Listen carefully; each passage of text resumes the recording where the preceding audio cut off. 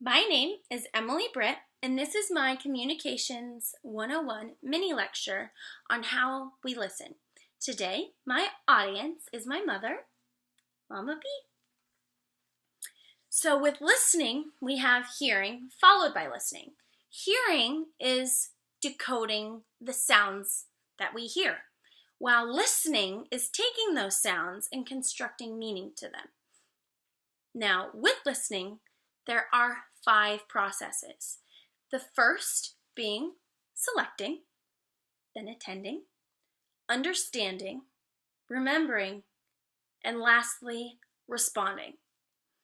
Selecting is picking and focusing on a sound.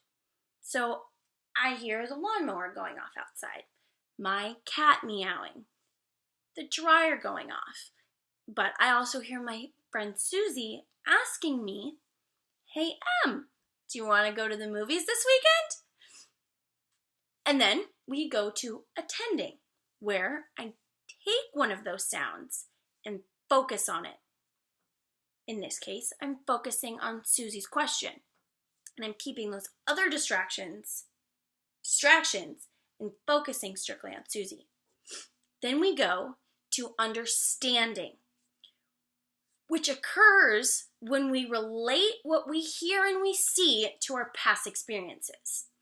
And then we go on to remembering, where I remember that I love movies, and that the last time I went, it was really fun, and that I saw The American Sniper, and I remember it being a great time because I went with one of my friends.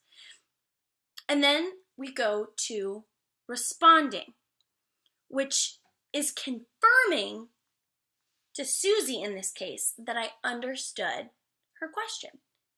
Her question being, "Hey, Em, do you want to go to the movies?" And my response is, "Heck yeah, I want to go to the movies because I really want to go see The Theory of Everything." So, those are the 5 processes of listening. Now we move on to the 4 styles of listening. The first being relational, then analytical, critical, and task-oriented.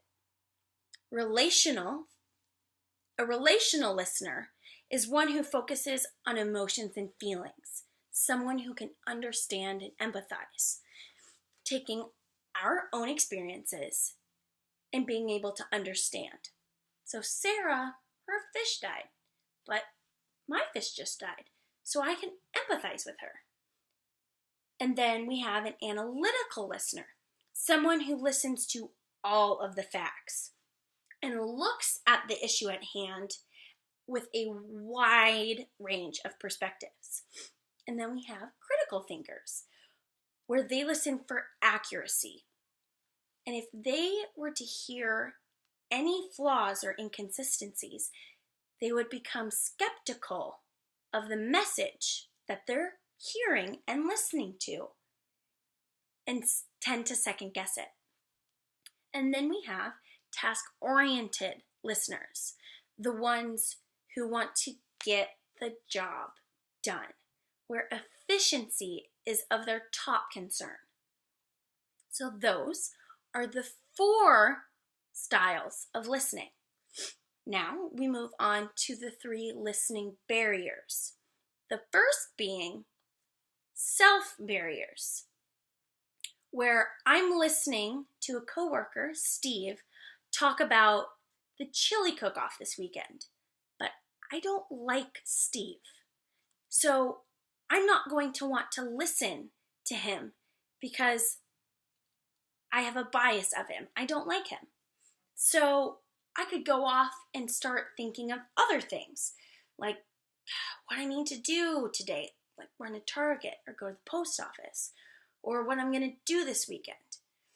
So I get lost in my internal messages, and I can't focus on Steve and what his message is because I can't select or attend to what he's saying because I'm not listening to him.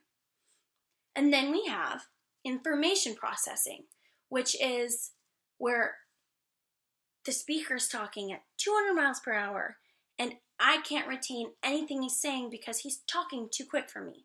Or he's talking about something I have no background knowledge on. So I won't be able to listen because I won't be able to understand. And then we have context barriers, which encompass things like time and place. Time being, if you were trying to make me listen to something you were saying at 6 a.m. in the morning, not only will I not be able to, but I won't want to because I'm tired and I'm ornery. And then place, which with place can come noise. So if we were at a place of a train stop and you were trying to get me to listen to something, but a huge freight train was going by, I wouldn't even be able to physically listen to you.